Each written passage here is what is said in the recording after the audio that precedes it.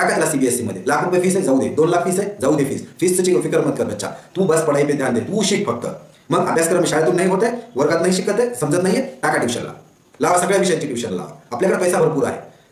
A few moments later. 80% parents हा निर्णयावर येतात की माझ्या पोराला नाही समजत आहे, ते शिक्षण त्याला झेपत नाहीये.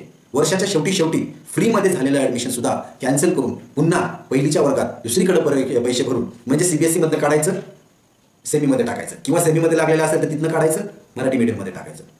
आणि घरचे तर सांगतच असणार, आई सांगतेच. मी तुम्हाला पहिलेच सांगितलं होतं त्याचा अभ्यास नाही होत आहे, तो कच्चा आहे, मी तुम्हाला पहिलेच सांगितलं होतं. आणि मग आपण म्हणतो की नाही बाबा चला त्याला झेपत नाहीये. त्याचं वर्ष वाया न घालवता. नमस्कार मित्र, माहिती सरकारी योजना या आपल्या यूट्यूब चॅनलमध्ये आपलं सर्वांचं पुन्हा एकदा स्वागत. मित्र, आपलं भविष्य लिहिण्याची ताकद तर देवाकडे आहे, परंतु आपल्या मुलाचं भविष्य लिहिण्याची ताकद ही आपल्या पॅरेंट्समध्ये आहे, पालकांमध्ये आहे. आणि म्हणतात की with power comes great responsibility. जेव्हा आपल्याकडे एखाद्या गोष्टीची ताकद असते, पॉवर असते, तर एक जिम्मेदारी वाढलेली असते. आणि मग ज्यावेळेस गोष्ट आपल्या मुलांना काही देण्याची असेल, आपल्या पाल्यांना काही देण्याची गोष्ट येते, त्यावेळेस आपण त्यांना बेस्ट देण्याचा प्रयत्न करतो. मग ते खेळणं असेल, किंवा त्यांच्यासाठी कपडे असतील, किंवा त्यांच्यासाठी जे वातावरण आपल्याला द्यायचं आहे, तर ते सगळ्यात बेस्ट आपण कसं देता येईल त्याचा आपण प्रयत्न करतो. आणि मग जर आपण छोट्या छोट्या गोष्टीमध्ये आपल्या पाल्याची एवढी काळजी घेत असेल, तर शिक्षणाच्या बाबतीत आपण किती सतर्क असेल याची मला जाणीव आहे. परंतु ज्यावेळेस शिक्षणाची गोष्ट येते, आपण पेरेंट्स एक जिम्मेदार पालक म्हणून आपली गरज अशी असते की आपला हेतू असा असतो की आपण आपल्या मुलाला बेस्ट दिलं पाहिजे, त्याला बेस्ट ऑफ द बेस्ट शिक्षण भेटलं पाहिजे. परंतु गोष्ट इथं अशी आहे, आपली गल्लत काय होते की आपल्या मुलाला बेस्ट काय आहे हे पाहण्यापेक्षा आपण एज्युकेशन सिस्टम कुठलं बेस्ट आहे याकडे आपला फोकस जास्त असतो. त्यामुळं आजचा हा व्हिडिओ आपल्या सर्व पालकांसाठी, जे माझ्याशी जुडलेले तुम्ही पालक असाल आणि तुमचं पाल्य आहे ज्युनियर के जी, सिनियर के जीला आहे, फर्स्ट स्टँडर्डला आहे, आणि तुम्ही कन्फ्यूज आहात की आपल्या पाल्याला आपण कुठलं शिक्षण दिलं पाहिजे, सीबीएसई शिक्षण दिलं पाहिजे, स्टेट बोर्डचं दिलं पाहिजे, मराठी मीडियममध्ये आपण टाकलं पाहिजे का, ह्याचा निर्णय कसा घ्यायचा असेल, आणि याचं जर तुम्हाला कन्फ्युजन असेल तर येणाऱ्या 5 मिनिटांमध्ये तुम्हाला एक क्लिअर रोडमॅप आणि आपली जिम्मेदारीसोबत आपण बेस्ट कसं देऊ शकतो याबद्दल हा व्हिडिओ राहणार आहे. मित्र, कुठलं एज्युकेशन बेस्ट आहे जर तुम्ही मला विचाराल तर सीबीएसई बेस्ट आहे, ICSE पण बेस्ट आहे, सेमी पण बेस्ट आहे, आणि वर्नॅक्युलर किंवा मराठी मीडियम हे पण बेस्टच आहे. परंतु गोष्ट इथं अशी आहे की कोणतं एज्युकेशन सिस्टम माझ्या मुलासाठी, कोणतं एज्युकेशन बोर्ड माझ्या पाल्यासाठी बेस्ट आहे, तर ही विचार करणारी गोष्ट आहे, विचार करायला लावणारी गोष्ट आहे, विचार करण्यासारखी गोष्ट आहे. आज जर आपण पाहिलं, बहुतांश आपल्या मुलाला शिक्षण करायचं असेल, शिकवायचं असेल, शाळेत टाकायचं असेल, तर आपण कुठल्या पॅरामीटर्स, कुठल्या गोष्टीवर आपण आपल्या पाल्याचं ॲडमिशन करतो. पॅरामीटर नंबर 1, माझ्या मित्राचा मुलगा कुठं शिकतो, किंवा मी जिथं काम करतो माझ्या बॉसचा मुलगा कुठं शिकतो. तर हे पीर प्रेशर आहे की म्हणजे माझा मुलगा तिथं, मित्राचा मुलगा तिथं शिकत असेल किंवा बॉसचा मुलगा तिथं शिकत असेल तर ते बेस्ट एज्युकेशन आहे. हा पॅरामीटर नंबर 1. त्याच्यानंतर दुसरा पॅरामीटर काय आहे की बाबा रे, मी मराठी मीडियममध्ये शिकलो, किंवा माझ्या वेळेस सिच्युएशन्स खराब होत्या, माझ्या आईवडिलांची परिस्थिती हालाकीची होती, आमच्या वेळेस शिक्षण चांगलं भेटलं नाही आम्हाला, आणि जेव्हा की मला नाही भेटलं म्हणून मला माझ्या मुलाला बेस्ट द्यायचं आहे, त्यामुळं त्याला, मी मराठी मीडियममध्ये शिकलो, मी सेमीमध्ये शिकलो, म्हणून माझ्या मुलाला मी बेस्टच दिलं पाहिजे, त्यामुळे त्याला टाका ICSE मध्ये, टाका त्याला CBSE मध्ये. हा एक दुसरी गलती आहे. तिसरी सर्वात मोठा पॅरामीटर ज्यावरती आपण आपल्या पाल्याचं ॲडमिशन करतो ते म्हणजे एक अनुक्रमांक, हायरार्की आपण आपल्या माइंडमध्ये सेट केलेली आहे. पालकांनी सर्वांनी एक मनात बांधलेला आहे, नुनगंड आहे तो म्हणजे की ICSE बोर्ड हा नंबर 1 वरती आहे, त्यानंतर CBSE आहे, त्यानंतर सेमी मीडियम, आणि त्यानंतर मराठी किंवा वर्नॅक्युलर मीडियम.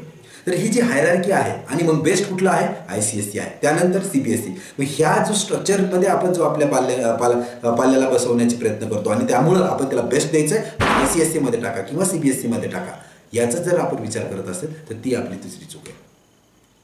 मग सर सोल्युशन काय आहे, यावरती सोल्युशन काय आहे जर तुम्ही मला विचारत असाल तर यावरती सोल्युशन एक आहे की कोणतं एज्युकेशन सिस्टम बेस्ट आहे. प्रत्येक एज्युकेशन सिस्टम बेस्ट आहे, भले तो ICSE असेल, CBSE असेल, सेबी असेल किंवा मराठी मीडियम. पण आता निवडताना आपल्या पाल्यासाठी काय बेस्ट आहे हे आपण पाहिलं पाहिजे. ते कसं पाहायचं? सर्वप्रथम पहिली गोष्ट, त्याचा एक मेथड आहे की आपण आपल्या पाल्याचा अभ्यासक्रमाचा जो काही ग्राफ आहे, त्याचा बुद्ध्यांक आहे, त्याचा कल जो आहे तो आपण ओळखून घेतला पाहिजे. जसं की तुम्ही त्याला नर्सरीमध्ये टेस्ट करू शकता, senior K G junior K जीमध्ये तुम्ही त्याचे मार्क्स पाहू शकता. मराठीमध्ये मी म्हटलेलं आहे, जर मुलगा लायक असेल, जर खोदकुरू मुलगा असेल तर तो कुठलंही शिकवा, त्याला कसल्याही परिस्थितीत त्याला शिकवा, कुठल्याही बोर्डामध्ये शिकवा, तो पुढं जाणारच. आणि जर मुलगा नालायकच निघणार असेल तर त्याला बेस्ट ऑफ द बेस्ट जरी एज्युकेशन दिलं, खूप चांगलं वातावरण जरी दिलं, तरीही त्याला बुद्धिअंक जर त्याचा कमी असेल तर तो जास्त शिक्षणात पुढे जाऊ शकणार नाही. त्यामुळं आपण बघताना या गोष्टीचा अभ्यास केला पाहिजे की आपल्या पाल्याचं शिक्षणाचा ग्राफ कसा आहे, त्याचा EQ IQ कसा आहे, त्याचा अभ्यासाचा कल कसा आहे. आणि जर तो चांगला बेस्ट असेल, अभ्यासक्रमात चांगला असेल, हुशार असेल, त्याला अभ्यासाची आवड असेल, तर मग तुम्ही झेप घ्या ICSE CBSE सारख्या बोर्डची. हे आहे पॅरामीटर नंबर 1, जे की त्याचा ग्राफ आपल्याला अभ्यास केला पाहिजे पॅरेंट्सनी. दुसरी गोष्ट की आपल्यापैकी म्हणजे आई वडिलांपैकी दोघांपैकी कोण एक जण आहे जो जिम्मेदारीनं त्याचा अभ्यास घेणार आहे. आजचं शिक्षण हे खूप वेगळ्या प्रकारचं आहे. CBSE असेल, ICSE असेल, यामध्ये आपल्यासारखं नाही आहे की किती मार्क पडले, किती टक्केवारी आली, कुठल्या विषयात किती मार्क पडले. आता CBSE बोर्ड मार्क्सवरती नाही तर ग्रेडवरती विश्वास आहे.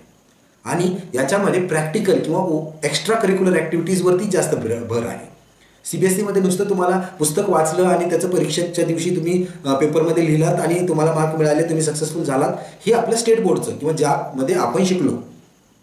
पण आता जे आहे सर्वांगीण विकास आहे, ग्रेड सिस्टीम्स आहेत, एक्स्ट्रा करिक्युलर ॲक्टिव्हिटीजच्या गोष्टी करून घेतल्या जातात मुलांकडनं आणि त्याच्यावरती त्याचं अवलोकन किंवा त्याचं एक्झामिनेशन घेतली जाते, त्याच्यावरती त्याची परीक्षा घेतली जाते, त्याचे मार्क्स ठरवले जातात. ग्रेड सिस्टम्स आहेत.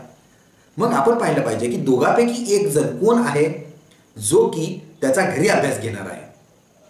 आपली गल्लत कुठं होते की आपल्याला वाटतं की आपण एकदा चांगल्या शाळेत मुलाला टाकून दिलं म्हणजे की आता ह्याच्या पुढची जिम्मेदारी ही शाळेची झाली. शाळा बघून घेईल काय ते, शिक्षक बघून घेतील काय ते, कारण शाळा बेस्ट आहे, कारण शिक्षक बेस्ट आहेत तिथले, तर माझ्या मुलाला बेस्ट त्यांनी घडवलंच पाहिजे. ज्यावेळेस आपण शाळा निवडतो त्यावेळेस 50% जिम्मेदारी शाळेची आहे, जबाबदारी, आणि 50% जबाबदारी ही आपली आहे. अर्धा वेळ मुलगा शाळेत असतो, तर जे काय करतो त्याचा अर्धा वेळ आपण त्याचा अभ्यास घेतला पाहिजे. मग तो अभ्यास घेताना आपल्या दोघांपैकी कोण उपलब्ध आहे, कोण जिम्मेदारी घेणार आहे, याची जबाबदारी कोण घेणार आहे, त्याची जबाबदारी आपण वाटून घेतली पाहिजे आणि त्याचा अभ्यासक्रम जर घेतला तरच त्याचा अभ्यास होईल. तिसरा चूक आपण काय करतो पेरेंट्स म्हणून की आपल्याकडे तर पैसा आहे, मेहनत करू आपण, आपल्याला भेटलं नाही ना, आपल्या वेळेस आपल्याला भेटलं नाही काही गोष्टी, आई वडिलांची हलाखीची परिस्थिती होती, पण आपण मेहनत करायला तयार आहे, आपण दिवस रात्र एक करायला तयार आहे, पण पैसे जमा करायला तयार आहे आणि मुलाच्या शिक्षणावरती घालायला तयार आहे. त्यामुळं टाका त्याला CBSE मध्ये. ₹1,00,000 फीस आहे, जाऊ दे. 2,00,000 फीस आहे, जाऊ दे. फीसची फिकर मत कर बच्चा, तू बस पढाई पे ध्यान दे, तू शिक फक्त. मग अभ्यासक्रम शाळेतून नाही होत आहे, वर्गात नाही शिकत आहे, समजत नाहीये, टाका ट्युशनला लावा, सगळ्या विषयांची ट्युशन लावा. आपल्याकडे पैसा भरपूर आहे, आपण भरपूर कमाई करतोय, किंवा आपण आणखी मेहनत करू, जास्त पैसे कमवू आणि मुलाच्या शिक्षणावरती खर्च करू. ही जी मेंटॅलिटी आहे ही आपण बदलली पाहिजे. आपल्याकडे पैसा आहे किंवा आपल्याला त्याला देण्याची इच्छा आहे म्हणून आपण त्याला एक अवघड गोष्टीत किंवा एका मोठ्या गोष्टीमध्ये ढकलणं, शाळेत ढकलणं, CBSE बोर्डात टाकणं, किंवा दुसरं म्हणजे त्याला ट्युशन्स लावणं, हा सोल्युशन, हा पर्याय बिलकुलच नाहीये. मग तुम्हाला निवडताना कसं निवडायचं आहे? मी मागील 5-6 वर्षापासून RTEचे फॉर्म्स भरतोय. याचा एक छोटंसं उदाहरण मी तुम्हाला देऊ इच्छितो.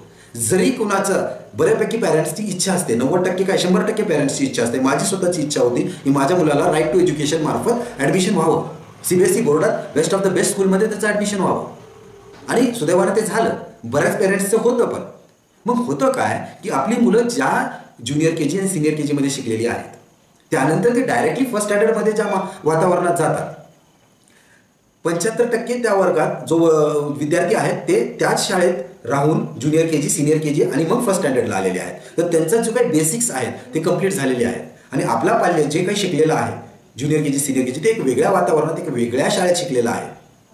आणि आता ज्यावेळेस तो त्या शाळेत जातो त्यावेळेस त्याचे खच्चीकरण किंवा त्याचं जी गुदमट होते, आणि मग आपल्या लक्षात येते की आपला मुलगा मागं पडतोय.